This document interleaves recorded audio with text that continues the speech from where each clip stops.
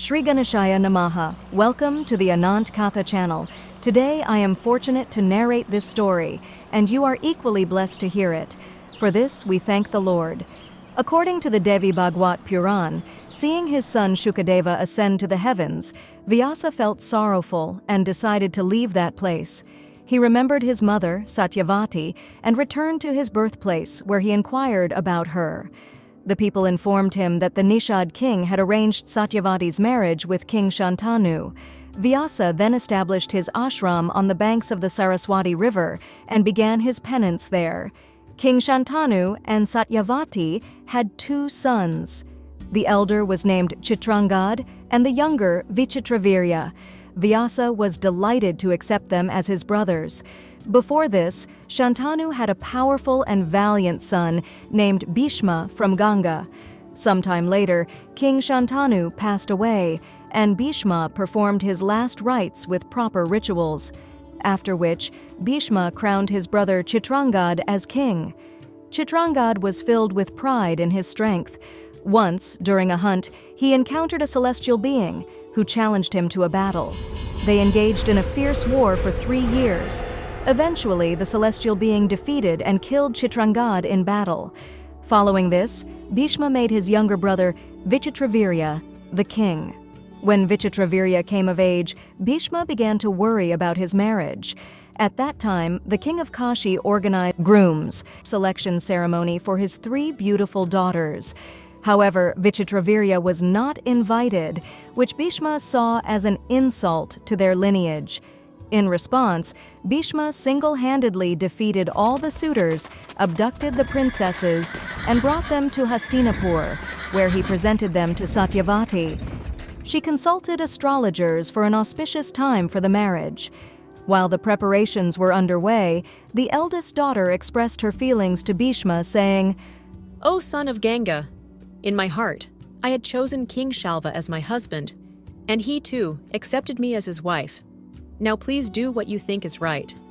Bhishma assured her he would make a decision in line with Dharma. Upon hearing her plea, Bhishma consulted elders, Brahmins, Satyavati, and ministers. With everyone's approval, he told the princess, "You are free to go as per your wish." She took leave and went to King Shalva, proposing marriage.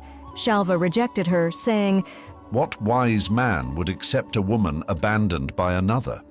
Thus, I will not accept you, whom Bhishma has given up as a mother would."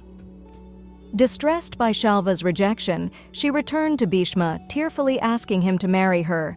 Bhishma gently explained that he could not marry her and suggested that she return to her father. However, instead of going to her father, she went to the forest and started her penance. The remaining 2 princesses, Ambika and Ambalika, married Vichitravirya. The king spent joyful days in the palace and gardens with them.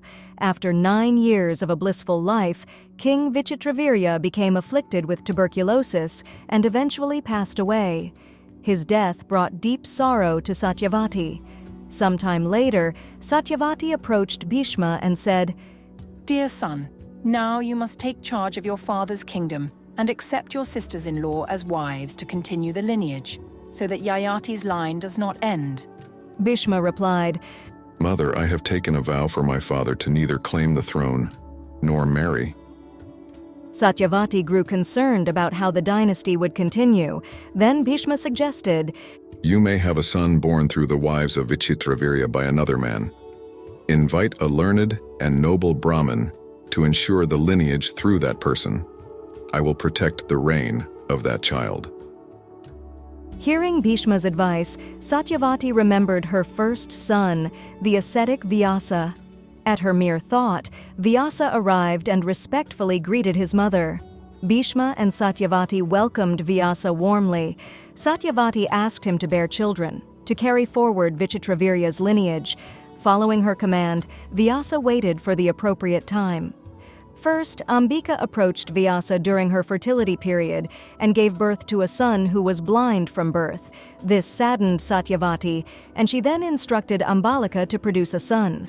Ambalika also conceived by Vyasa, but her child was born with a pale complexion and was deemed unfit to be the king. Satyavati then requested Ambalika to try again a year later. This time, instead of going herself, Ambalika sent her maid. The maid gave birth to a righteous son named Vidura. Thus, Vyasa secured the lineage by fathering Dhritarashtra, Pandu, and Vidura, ensuring the dynasty's continuity. Victory to Mother Goddess.